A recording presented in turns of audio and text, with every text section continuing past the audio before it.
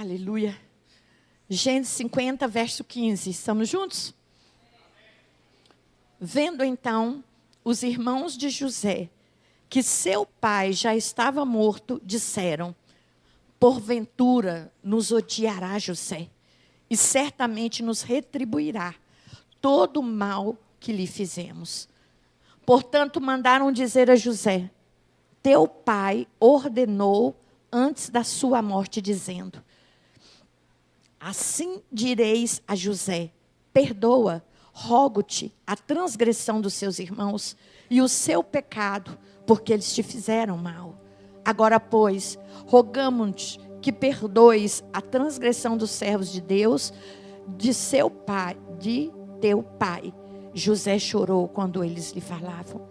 Depois vieram também seus irmãos e prostraram-se diante dele e disseram: eis-nos aqui por teus servos. E José lhes disse: não temais, porventura estou eu em lugar de Deus? Vós bem intentais mal contra mim, porém Deus o intentou para bem, para fazer como se vê neste dia, para conservar muita gente com vida. Agora, pois, não temais, eu vos sustentarei a vós e a vossos filhos. Assim os consolou e falou segundo o coração deles. Espírito Santo amado, nos conduza na ministração da sua palavra. Prepara o nosso coração, que a tua palavra seja assertiva em nós. Espírito Santo, eis-me aqui como serva do Senhor. Que seja derramado o que o Senhor tem para nós hoje, porque a tua palavra é muito maior do que qualquer pessoa, maior do que o pregador, do que o levita. A tua palavra é um alvo para todos nós. Derrama essa vida em nós, Jesus.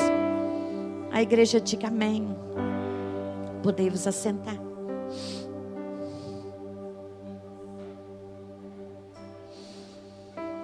Hoje eu quero ministrar sobre o vaso curado. E temos entendido que esse vaso, o Senhor tem falado conosco, como sendo esse vaso nas mãos do oleiro. E nesse texto específico, nenhuma passagem fala do perdão de forma tão profunda como a história de José. Porque quanto mais próximas as pessoas, mais eles têm o poder de nos ferir. Então, a família, ela tem um poder enorme de nos ferir. Quanto mais as pessoas que nós amamos, elas também têm esse amar, é colocar isso na mão do outro e deixar Deus mover, deixar Deus fazer. E os posicionamentos que José teve diante de tanta afronta são muito fortes. A história de José começa em Gênesis 37. Lá registra algumas coisas, fala que ele era extremamente odiado pelos seus irmãos. Lá registra que o seu pai o preferiu aos demais filhos. Lá registra que os outros filhos eram todos, a maioria deles, ou não todos, eram revoltados. Agregavam-se junto para aprontar as coisas escondidas do pai, não honravam, e José era o dedo duro. E isso cada vez mais alimentava o ódio familiar. José, ele teve sonhos dados por Deus. E dentre esses sonhos ficam claro que ele iria se destacar, né, como líder daquela tribo. Como líder nos demais irmãos, porque dali saiu 12 tribos. Né, que fez parte do povo de Israel. Veio tudo dali. Mas que ele lideraria os irmãos dele. Aquilo ainda provocou mais ira nos irmãos. E José um dia foi saber o que eles estavam aprontando. Quando os irmãos o viram de longe, os irmãos falaram: vamos matá-lo. Rúben tentou dissuadi-los: não vamos matá-lo. Julgaram numa cova. José tinha 17 anos quando eles julgaram ele numa cova. E Rúben tinha a intenção de tirar ele de lá. mas por alguma situação, Rúben não estava nesse dia, que veio essa comitiva, e eles viram e falaram, vamos vendê-lo como escravo. Então Judá queria matá-lo. Então Judá vende ele como escravo, com os irmãos admitindo. E aqui começa os desafios na vida de José. Antes de entrar nos desafios da vida de José, eu quero te desafiar a olhar um pouco sobre a vida dos irmãos de José. Porque nós tendemos a olhar a vida de José e falar, mas que irmãozinho ruim, terríveis esses irmãos. Eles eram terríveis? Sim, eram terríveis. Mas por que também que eles se transformaram de uma forma tão terrível? Primeiro, Jacó tinha 2 esposas. Uma esposa ele amava, a outra foi negociada pelo pai, Labão, sem vergonha do Labão também. Então, ele amava a Raquel e a outra foi dada a ele. Só que Deus abriu a madre da Lia, né? Abriu a madre dela. E essa mulher, ela foi gerando filhos e Raquel não tinha filhos. E começou a disputa dessas 2 mulheres pela atenção do Jacó. Lia produzia filhos e Raquel tinha um amor dele. Só que nesse contexto tão atribulado familiar, nunca deu certo o homem ter mais de uma mulher, gente, nunca deu certo. Nem quando lá no Antigo Testamento era permitido, não dava certo. Ainda mais agora que não pode. Pior ainda, nunca deu. O homem já amar uma esposa como Cristo amou a igreja, ele só tem que ter uma, porque ele vai ter que morrer para cuidar dessa esposa. E o que a gente vê é a gente não querendo morrer, né? Quer estar bem vivos. Então era uma confusão aquela casa. E aqueles filhos viam a sua mãe sofrer porque era desprezada por Jacó e por Raquel. Então imagine, qual filho que gosta de ver a mãe sendo humilhada? Nenhum. Também tinha raiva, ficava com raiva. Qual filho que vê um pai mostrando assim, descaradamente, que prefere um filho mais do que outro e fica sarado? Também não. Então, eram os filhos todos disfuncionais, por N situações. Eles foram ruins? Foram. Mas Deus também trabalhou com eles. Então, tenha misericórdia. Quando você souber de uma situação, olhe os 2 lados. Ok? Não olha só um lado e toma partido. Olhe os 2 lados. Sempre tem alguma coisa. Não é que a gente vai ser a favor das coisas erradas. Mas a gente pode amar a pessoa e não amar os erros. São coisas diferentes. Enfim, eles venderam, pegaram a capa cheia de sangue, falou com o pai que tinha sido algum acidente, tinha acontecido com ele. O pai chorou, adoeceu, etc. Aí o que acontece com a vida de José que eu quero entrar? Porque eu quero entrar em perdão. Repita comigo, perdão. Perdão é uma das coisas mais difíceis que nós lidamos. Se alguém falar, nossa, eu tenho facilidade para perdoar, tem algum problema. Se não doer nada, tem algum problema. Ou também porque talvez não acha merecedor de nada. Porque não é normal. Essa é uma atitude anormal do ser humano. Ela é anormal. Essa é uma atitude que vem do Espírito. Mas a questão do perdão, ela é sobrenatural. Não é fácil você perdoar. Quanto mais a pessoa é próxima de você, mais ela tem capacidade de fazer estragos no seu coração. Mas o perdão é uma situação que Deus usa muito, muito na nossa vida, para nos ensinar a sermos parecidos com o Senhor. Em muitas situações, nós somos desafiados a perdoar. E todos sabem os textos bíblicos mais fortes. Quantas vezes você deve perdoar por dia? Aí vamos parar e perguntar: qual a nossa facilidade de perdoar uma vez por dia? Uma vez por dia. Nem é 70 vezes 7, mas uma vez por dia.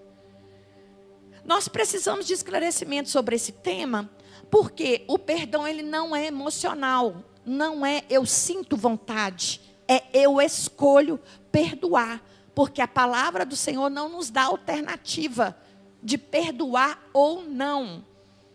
Se Ele é Senhor, há uma ordem no reino: perdoe. Ele deixou até um modelo de uma oração do Pai Nosso, né? Senhor, perdoa assim como nós. Vai. Escuta o que você está falando. Senhor, perdoa. Perdoa-nos assim como nós temos perdoado as pessoas que nos ofendem. Nós temos perdoado.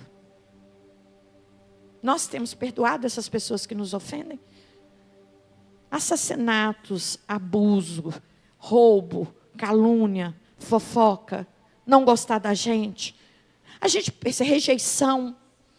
Querido, a gente precisa saber lidar com a rejeição. Não é todo mundo que não vai gostar da gente.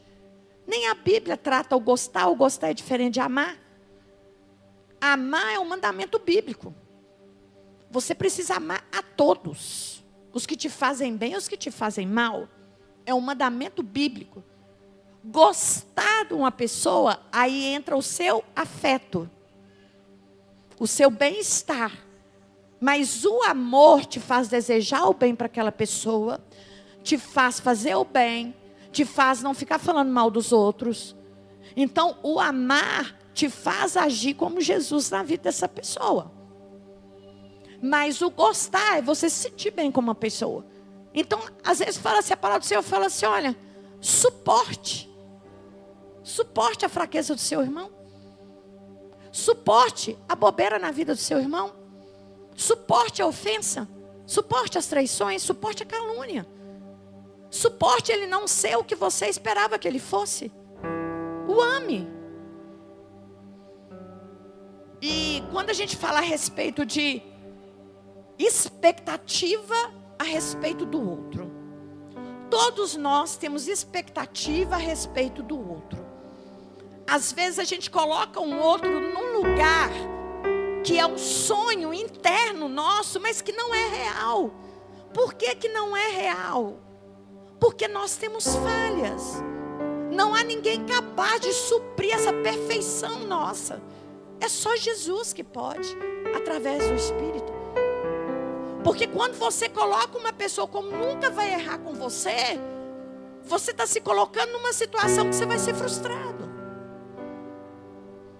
Uma das pessoas, as pessoas que nos rodeiam, a sua família.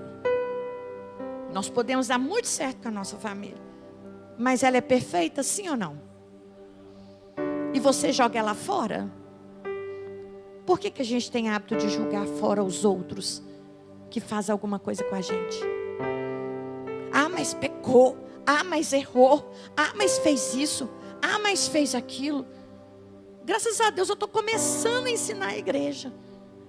Porque antes eles queriam quem vai para o banco, quem vai fazer no banco. Quem você...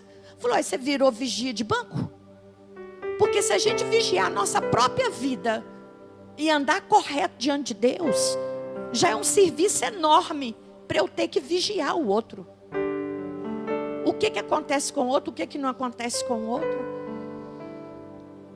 Nossa vida precisa tirar o foco do outro e ser eu. Sou eu que tenho que ser melhor. Sou eu que tenho que aprender de Deus. O outro é Ele e o Espírito. Ele e o Espírito. Porque a falta de perdão se assemelha a uma história. Eu quero que você imagine, você vai imaginar, um saco desse tamanho, cheio de batata. Mas como a igreja é muito cheia, batata saco aqui, saco aqui, saco aqui, saco aqui. Tem muito saco. E está cheio de diácono aqui com batata na mão. Cada batata é uma situação que você não perdoou. Aí você vai pensando quais pessoas que ainda seu coração dói. Aqui você tem indignação, sente mágoa e pega uma batata. Pega uma batata. Pega uma batata. E a batata que você pegar, você vai ter um desafio por 60 dias. Você vai pegar essa batata. Essa batata, ela vai dormir com você, ela vai tomar banho com você, ela vai trabalhar com você, ela vai estar com você em todo o tempo. A batata vai estar com você. Dia após dia, a batata. Você carregando ela para lá, ela para cá. Você não pode esquecer a batata. O que acontece depois de um tempo? Ela apodrece.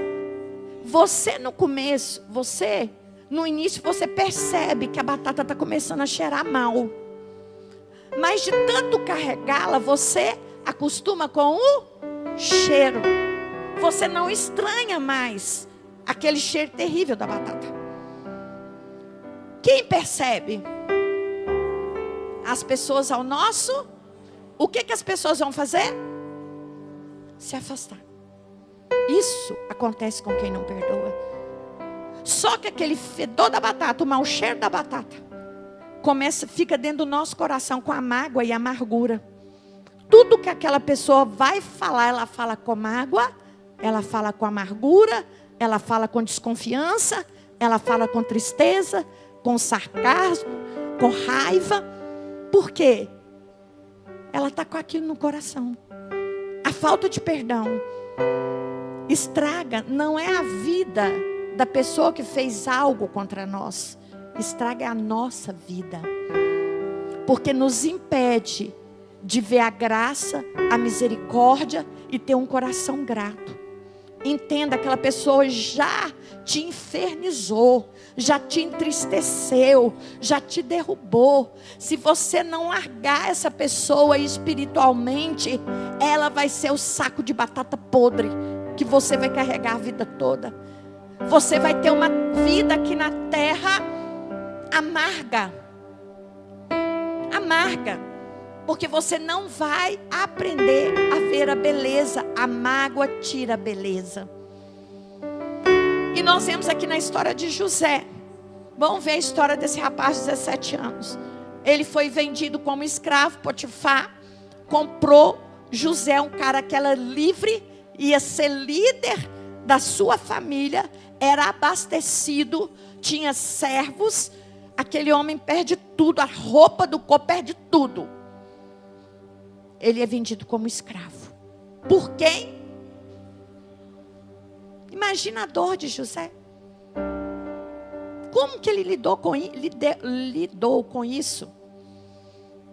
Porque no momento é muita ofensa, é muita tristeza.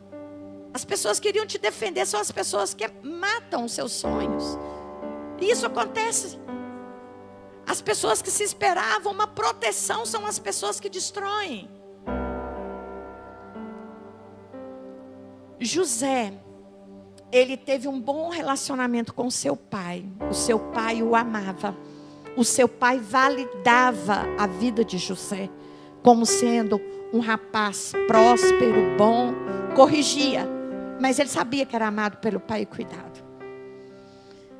A saúde de José, mesmo ele ter perdido a mãe, a saúde de José a respeito, isso é uma coisa minha. A saúde paterna gerou em José uma visão correta de Deus. Porque quando ele foi para as ofensas, ele não largou seu relacionamento com Deus. E aqui eu quero falar para os pais. Você que tem mais de um filho, não prefira um filho a mais do que o outro. Não compare um filho com o outro. Quando você compara, eu sei que a sua intenção é falar para o seu filho melhorar. Mas quando você compara, ele entende que você o ama mais o outro perfeito e ele não é perfeito. E os filhos não são perfeitos.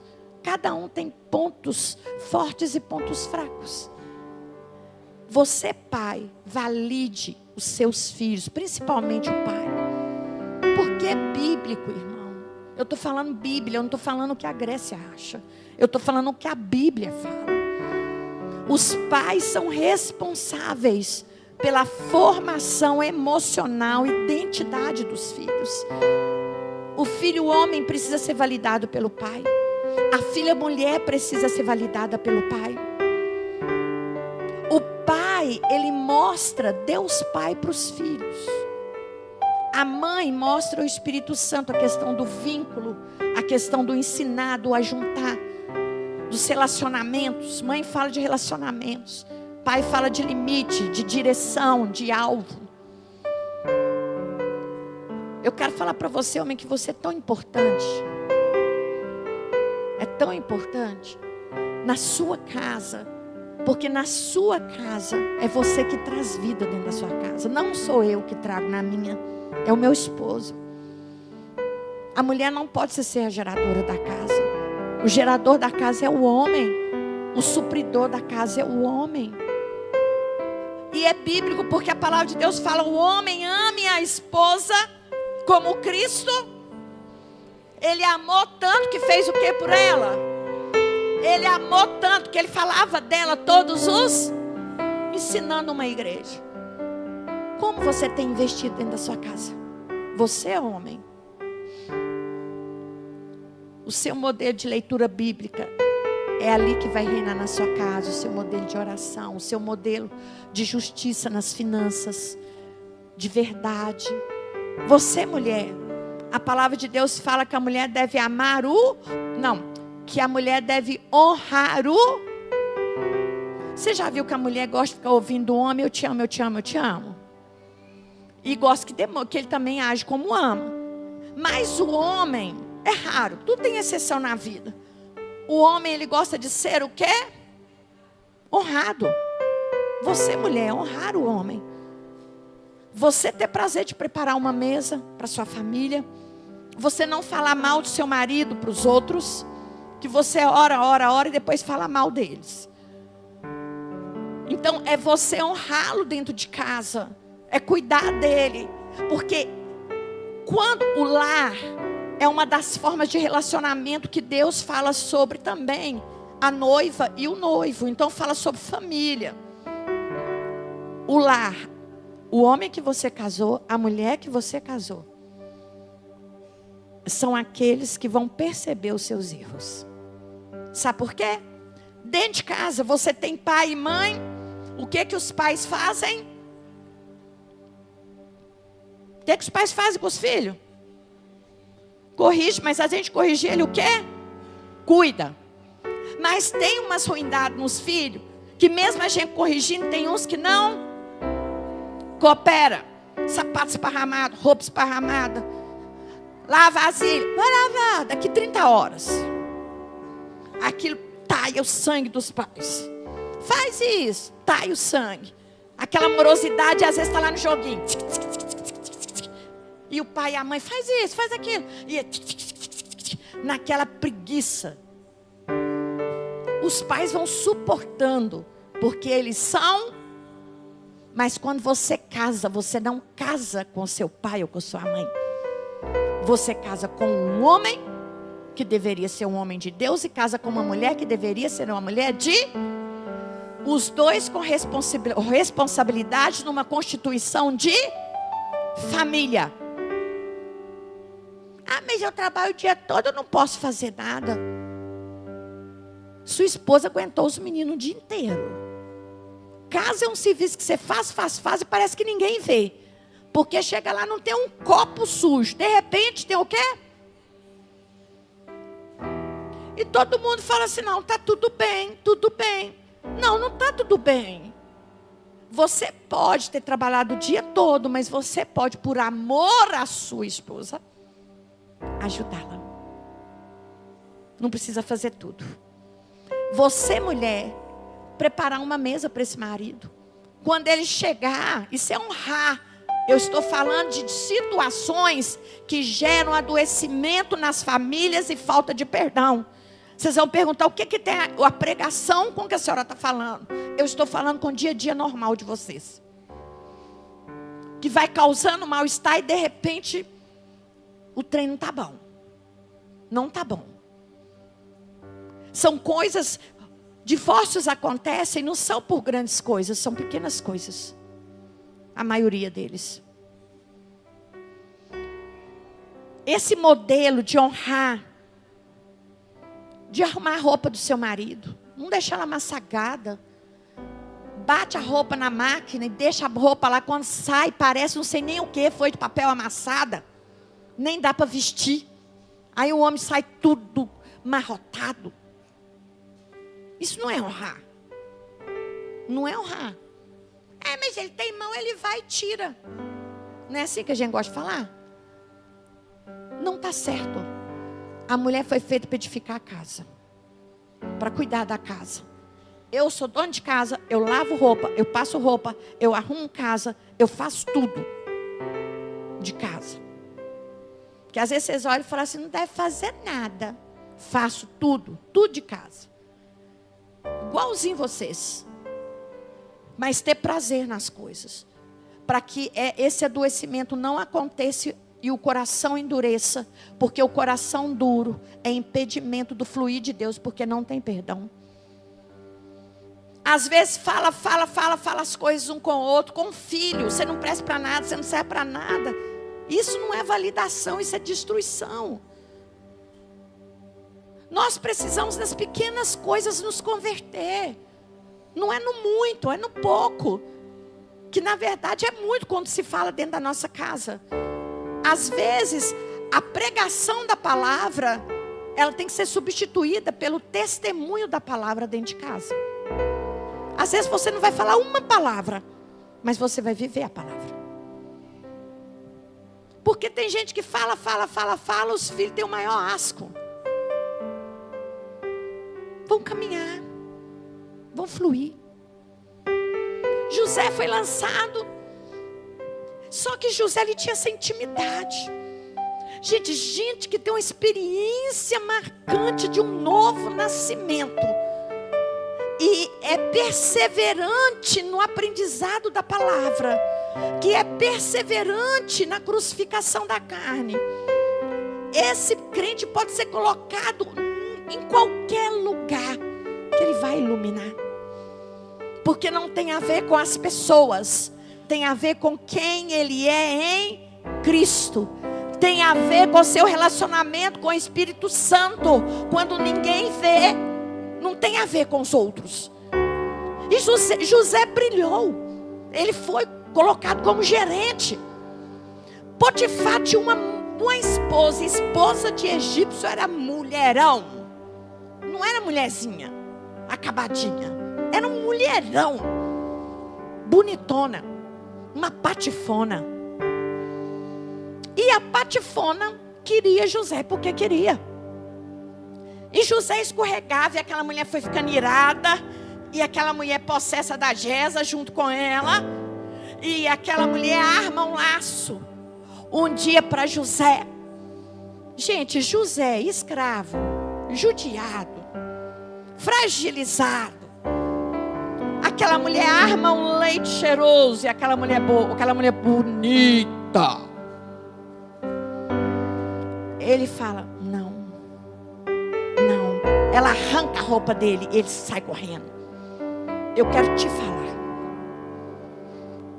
E aqui eu quero falar, não quero te ofender, não é ofensa. Eu quero falar de José. José tinha caráter. Que tem coisas que é caráter. Nós aceitamos Jesus como Senhor e Salvador, não quer dizer que o nosso caráter foi alinhado. Porque caráter vai falar das nossas dores não resolvidas. E que vai para um distúrbio para cá, para lá. Mas é falta de caráter. Porque José tinha tudo para ficar com aquela mulher. Ficar com raiva de Deus. Falar, ninguém liga para mim, meu pai não sei, vou ficar com essa mulher mesmo. Não, ele não ficou, sabe por quê? Os seus valores internos eram maiores do que qualquer coisa do lado de fora. Quando uma pessoa peca, não é porque o lado de fora foi forte, é porque o lado de dentro está com áreas fragilizadas. Porque é fácil a gente falar, o diabo me fez fazer isso, o diabo me fez fazer isso, o diabo. Então eu tenho que falar assim, então você está andando endemoniado ou endemoniada? pastor, eu não sou endemoniado nem endemoniada, não. Ué, se o diabo te faz, aí eu falo que você está endemoniado, você fala que não está. Então quem está fazendo? Você. As suas escolhas, o seu caráter. Que está escolhendo fazer. O seu caráter compra e não paga. Ah, mas é porque eu fiz as minhas contas no final do mês, vai dar. Como que vai dar? Se você ganha tanto, você está comprando além daquele tanto, como que vai? Aí Deus vai prover. Isso é uns trens sem cabimento. Ah, eu vou receber dinheiro de algum lugar. Tem gente que é tão assim, tantã. Tem uma história de uma pessoa que recebeu o troco errado do caixa. Foi dar testemunho e foi falar assim, não, Deus me proveu, o caixa me mandou a mais.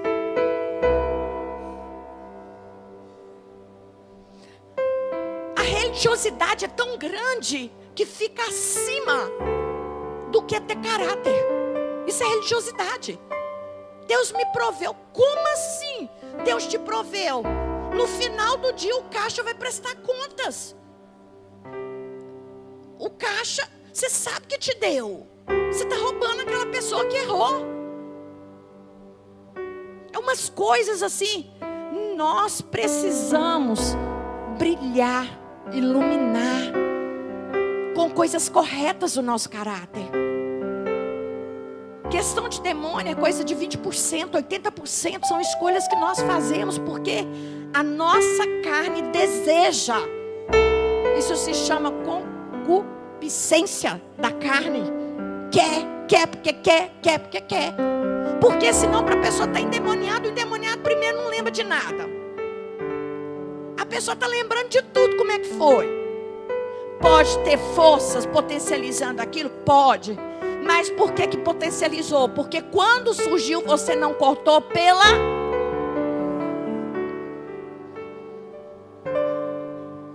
online, casos online. Ou do homem ou da mulher que começa a conversar com alguém que ele elogiou a aparência física. Ai, você é lindo. Aí está fragilizado, você achou? Achei, nossa, você... Ai, mas meu marido nem vê. Ai, mas seu marido é um bobo, se eu tivesse uma esposa dessa. E começa o trem. Começa até o trem gerar. O corte deveria ser aonde? Nem render conversa. Homem e mulher casada não tem que ter amizade no Facebook, Instagram, em lugar nenhum. E nem no Zap. Fala, pastor, você é radical? Sou mesmo. Quantas pessoas caem? Quantas pessoas se separam? Por começar assim, ó. E de repente está assim. A sua esposa tem que ser sua melhor amiga e seu esposo tem que ser sua melhor amiga.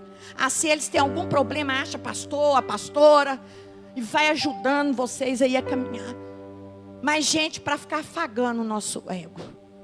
Caráter, primeiro ponto que ele tinha. Aí aquela mulher acusa ele que ele aprontou, taco, aprontou. Aí o marido chega, José quis me estuprar e não sei o quê. Aí Potifar tinha o poder para matar, mas não quis matar. Manda ele para a prisão. José chega lá na prisão horrorosa. Injusto de novo. Ele foi mandado para a prisão porque ele foi honesto. Porque ele foi íntegro. Sofrendo pelo Evangelho. Chega lá, de novo ele começa do zero. Ele começa de novo a brilhar lá dentro. Seja o lugar que você ser colocado, você precisa brilhar. Vai ter macumbeiro, feiticeiro. Oh meu Deus, não pode falar isso. Vai ter não sei o que. Teve uma live que eu tive que cortar ela toda. Um dia que eu falei demais. Vai ter tudo quanto é coisa. Você não tem que ter medo. Você tem que ter medo é de você. Se você está com porta aberta aí. Mas do que os outros fazem, não. Porque quem é Senhor da sua vida é o Jeová. Jesus Cristo Salvador. Aí se eu morrer, você vai para o céu. A gente prega sobre o céu. E depois, ao que está perto do céu, fica um tanto de coisa. Quem quer ir para o céu? Quem quer morrer?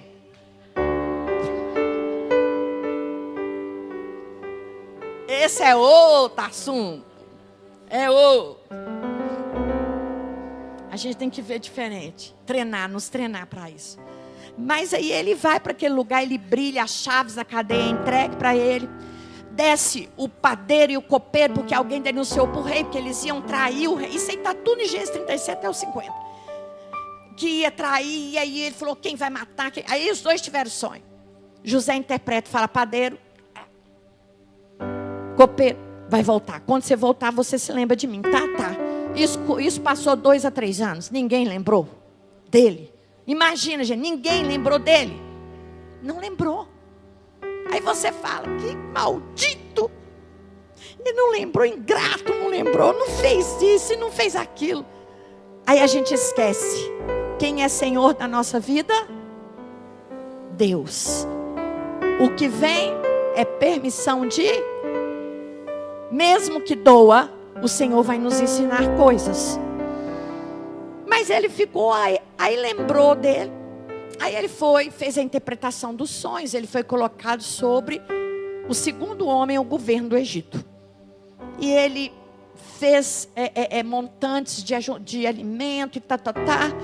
Aí chega aquele dia em que os irmãos dele, o pai, todo o alimento acaba, e eles ouvem falar que lá no Egito tem comida. Aí o pai manda eles comprarem comida. E ali começa o tratamento de José e dos seus irmãos. Quero te falar o seguinte: aqueles irmãos mentiram e foram injustos com José, mas eles não foram felizes. A história deles não mostra sucesso e realização na história deles. Mostra muita culpa, muita dor. E eu quero te dizer, áreas escondidas, mistérios na família, são áreas onde demônios agem. Dores escondidas são áreas onde demônios agem, trazendo tribulação. Tanto é que numa dessas ocasiões, José arma situações para eles. Mas numa dessas situações, ele quis que o irmão dele, mais novo, filho de Raquel, como é que chama o irmão dele? É Benjamim. É nome demais na Bíblia. Aí Benjamim deveria vir. Aí os irmãos, não, se a gente trouxer. Aí eles começam a conversar na língua deles, achando que José era um egípcio. Aí fala, tá vendo, gente? Isso aí é Deus culpando a gente pelo nosso irmão José que nós vendemos. Então todos eles caminhavam com a culpa daquela situação. Deus também queria curar aqueles irmãos. Queriam também. E José precisava ser curado também. Ele conseguiu perdoar. Ele teve 2 filhos. O primeiro se chamava Manassés. Do meu passado não me lembro mais. O segundo filho, Efraim. Deus me fez prosperar na terra. Então, 2 nomes falando pelo histórico que ele viveu.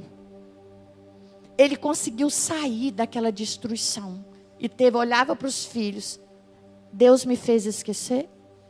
E Deus me fez prosperar. Passaram um tempo, os irmãos voltaram. O que eu quero dizer é o seguinte: o processo de cura e libertação, nós vamos conviver com ele a vida toda. Porque sempre vai ter situações que doem. E a gente vai ter que trabalhar. Mas a gente precisa aprender.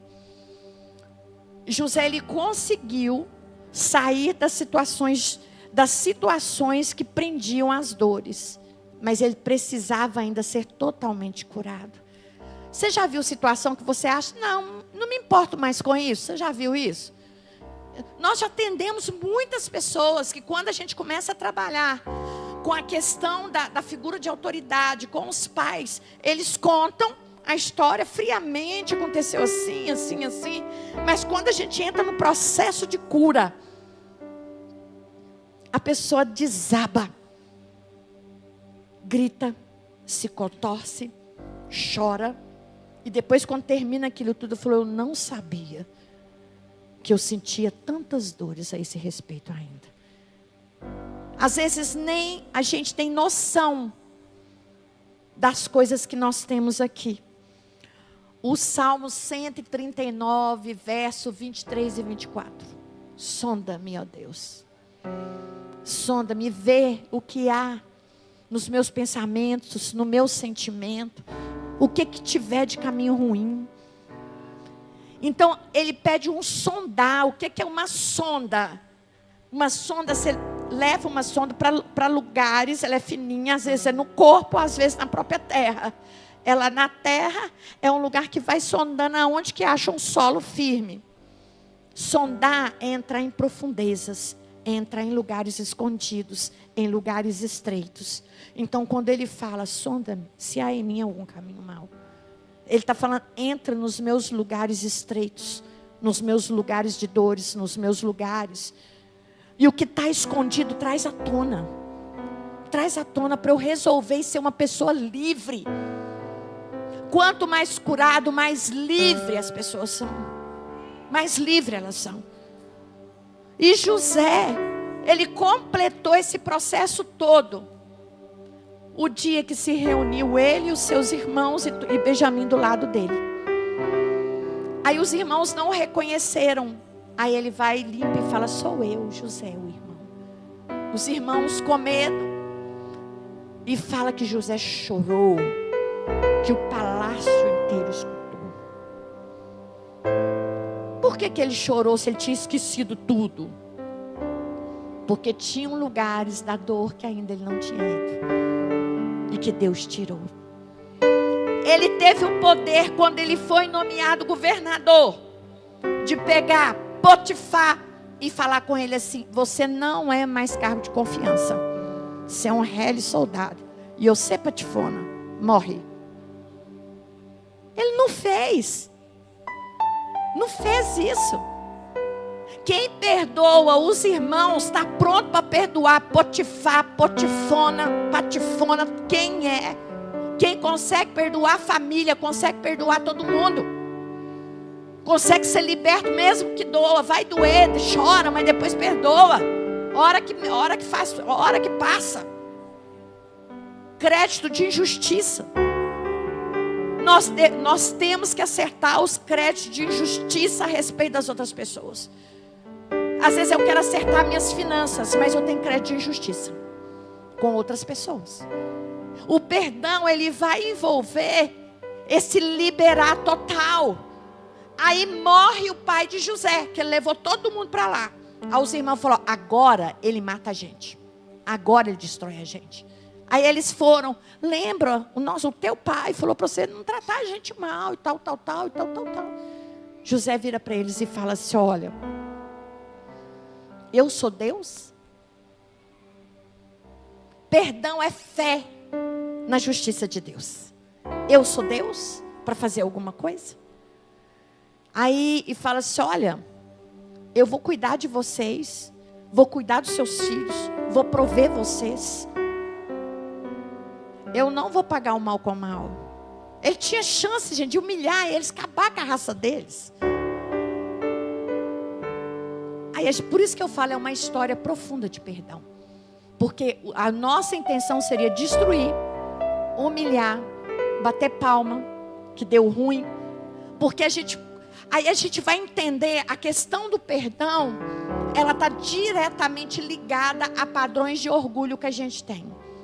E a gente, muitas vezes, nós achamos que nós não somos orgulhosos. Não somos. Se uma pessoa falar mal de você, você vai ficar o quê? Achando bom? E tá o quê, crentaiada? Com raiva. Que é isso? Você fica magoado, você fica com raiva. Por quê? Aí você fala que não tem orgulho? Tem. Porque está falando da nossa pessoa. Nós temos orgulho da nossa pessoa. Como que vai falar de mim? Aí a gente fica uriçado. Porque está falando sobre orgulho. E nós todos temos menor ou maior, ou maior ou maior orgulho. A primeira coisa que Deus quebra em nós é essas estruturas de orgulho, humilhando a gente. Quem é que já foi humilhado? É bom, né? Não, não é. Quando a gente quer ser o justiceiro do negócio e que Deus humilha a gente, é terrível, não é? Quando a gente está servindo a Deus, fazendo tudo bonitinho, jejuando, lendo Bíblia, orando, e o negócio para nós estreita, a gente fala: Deus, o Senhor não está vendo que eu estou jejuando e estou orando? Olha lá o fim das trevas, tudo errado, e está tudo bem para eles, e eu estou aqui nessa dificuldade. Tem alguém que já viveu isso? Aleluia, tem uns crentes verdadeiros aqui. Fala: por que Deus? Por que eu? Aí você fala que não tem orgulho. Quando eu falo por que eu falo assim: por que não pode ser o outro? Esse trem ruim para mim, por que não passou a minha senha para o outro? Tem que ser eu. O que eu sou? Isso fala de estrutura nossa, de orgulho, de querer. A primeira coisa que Deus faz com nós é sermos... Deus nos frustra com a pessoa dele. Como assim, pastora? E eu acho que isso é tão difícil, porque a gente tem uma estrutura de religião em nós. Quem é que já fez planos, escreveu, pensou, repensou, viu tudo dando certo e falou: Deus, é para a sua glória? Levanta a mão, gente, com força, porque até aqui o Senhor tem te ajudado. Aí deu tudo ruim. Aí você vai e fala: Deus, por que o Senhor fez isso? O Senhor não me ama?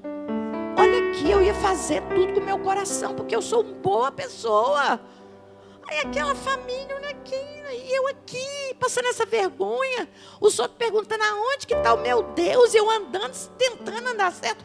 O outro, todo mundo sabe que está errado, fica aí rindo para tudo quanto é lado. E eu chorando e chorando. Quem é que já fez isso? Nossa, a gente é ruim, né? A gente quer que os outros levem a tinta igual a gente. Aí Deus começa, aí você fala: ah, não, como que pode? Aí você se frustra, porque a gente quer colocar Deus num pacote, numa maneira dele fazer assim, dele agir assim, dessa forma assim. E tem que ser a forma que a gente acha que ele deveria fazer. É a forma que a gente acha como o cristão deveria viver aqui, dando tudo certo, tudo tranquilo, nada de ofensa, nada de humilhação, nada de calado, de nada. Porque ia dar tudo certo.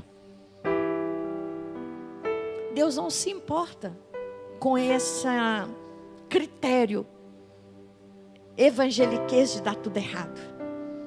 Se você ler a Bíblia de capa a capa, você vai ver muitos homens de Deus lidando com tudo dando errado. Deus tratando as vergonhas deles, expondo as vergonhas deles. E Deus trabalhando na vida deles. Aí você tem esse primeiro choque. Aí você precisa continuar e deixar Deus revelar a pessoa dele para você. Deus, ele vê de maneira diferente que nós vemos. O sucesso que o homem vê é diferente do sucesso de Deus.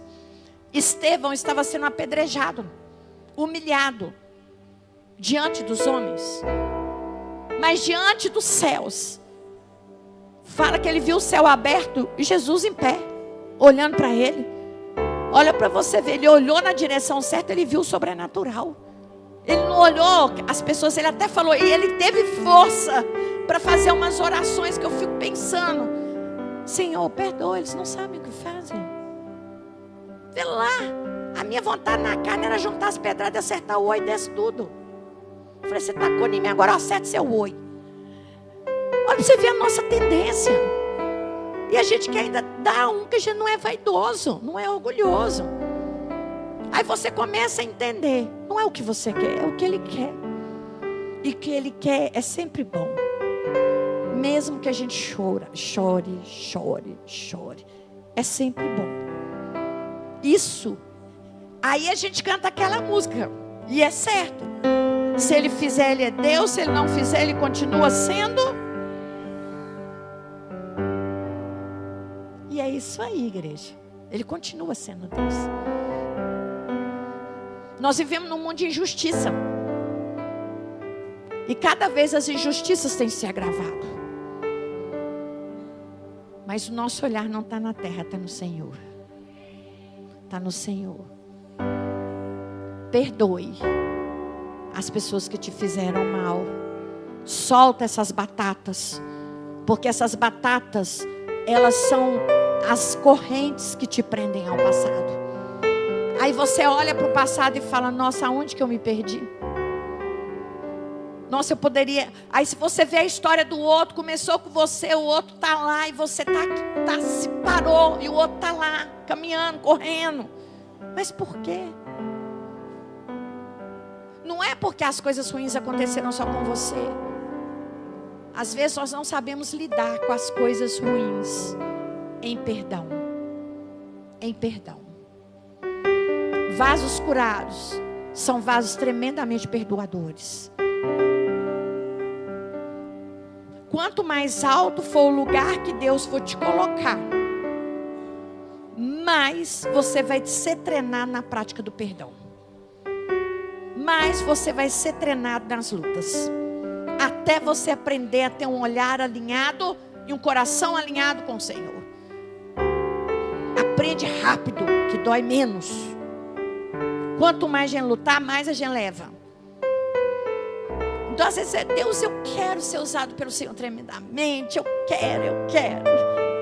Se José, ele queria ser usado para mandar nos irmãos dele, soubesse que ele iria para o Potifar, que ele iria para a cadeia, você acha que ele iria querer ser usado? Não.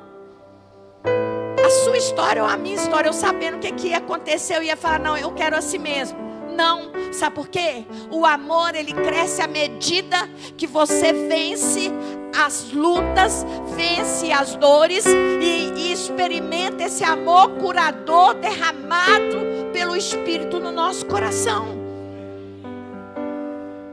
É esse amor que nos habilita a situações.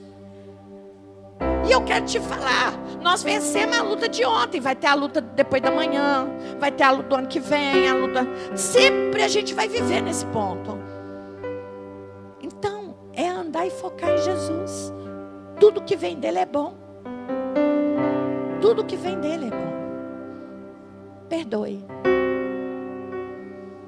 Perdoe. Por maior que seja a ofensa. Maior que seja a dor. Perdoe as suas escolhas erradas na vida. Perdoe você mesmo. Receba esse perdão do Senhor. Perdoe as coisas ruins que aconteceu com você e às vezes você culpou Deus, que Ele foi o culpado.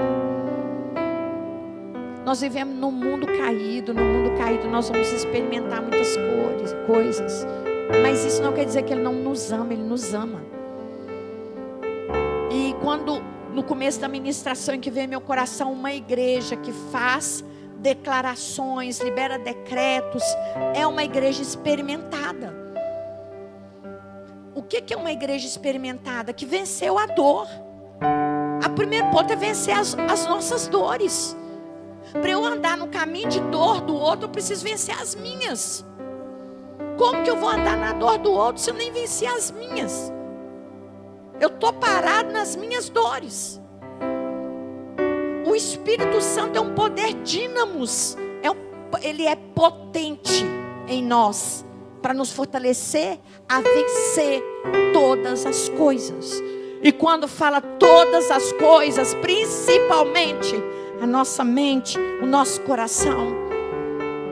Nosso coração, a gente sair desse lugar de vitimismo, de dor. Entrar num lugar, aconteceu ruim, mas você hoje tem o Espírito Santo que te cura, que te sara, que te levanta. As limitações, nós somos limitados. Tem uma coisa, o que eu posso melhorar a minha limitação? Nós temos muita coisa em Deus. Muitas coisas que Deus depositou no coração das pessoas para nos dar. Esse relacionamento. Deus tem derramado sabedoria, ciência no coração, na vida de muitos irmãos. Isso faz bem.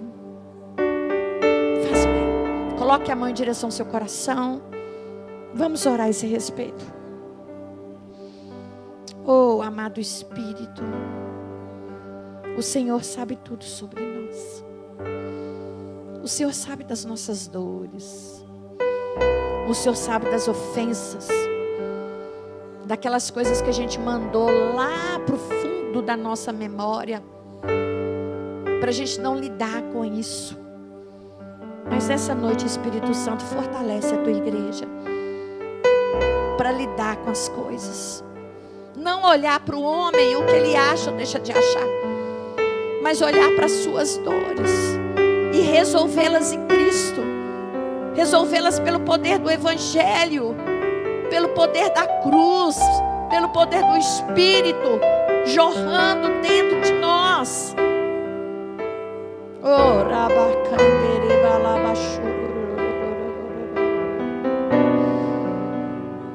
Decida perdoar.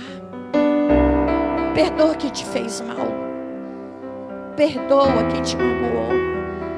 Perdoa quem te traiu. Perdoa quem te humilhou, quem te caluniou, quem poderia fazer o bem e não fez. Perdoa aquele que te roubou. Perdoa. Perdoa o ingrato. Estenda a mesa, porque hoje nós vamos sentar numa mesa que foi estendida, porque um justo morreu em nosso lugar. Um santo morreu no nosso lugar. Ele trocou de lugar com a gente. Ele veio para um lugar de injustiça, de ofensa, de ruindade, de podridão, e nos colocou num lugar de santidade. Nós somos posicionados santos em Cristo. E Ele se transformou em vergonha para nos colocar nesse lugar de justiça, pelo seu sangue. E Ele alargou uma mesa. Por isso que nós nos assentamos nessa mesa. Porque foi na cruz. Foi na cruz. Foi na cruz. Foi colocado na cruz todas as vergonhas e dores, as humilhações. Coloque na cruz hoje. Coloque aos pés da cruz o nome dessas pessoas. Fala, essas pessoas não me devem nada, Senhor. Eu coloco essa pessoa tal na cruz e declaro que essa pessoa não me deve mais nada.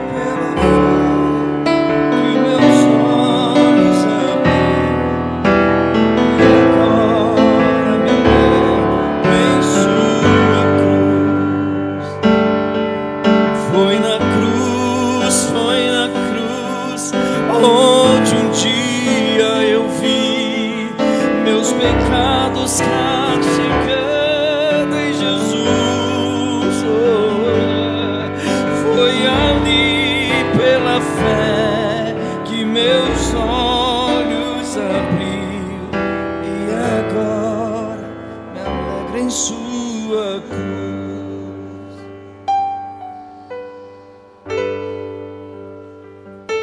Que a oração ela seja válida. Perdoa as nossas ofensas, assim como nós perdoamos a quem nos tem ofendido. Nós só seremos perdoados se nós perdoamos.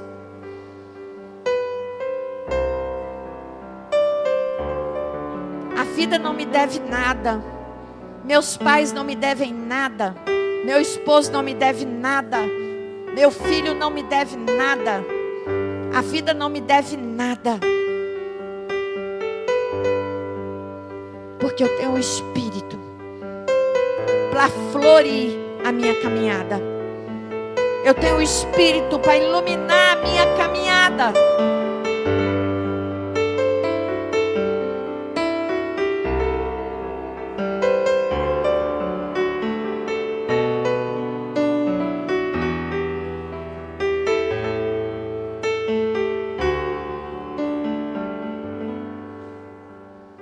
Perdoe. Os diáconos, por favor, quem for cear, coloque sobre os seus pés. Oh, Jesus. Perdoe. O perdão é o remédio que a gente dá para o outro e a gente é curado.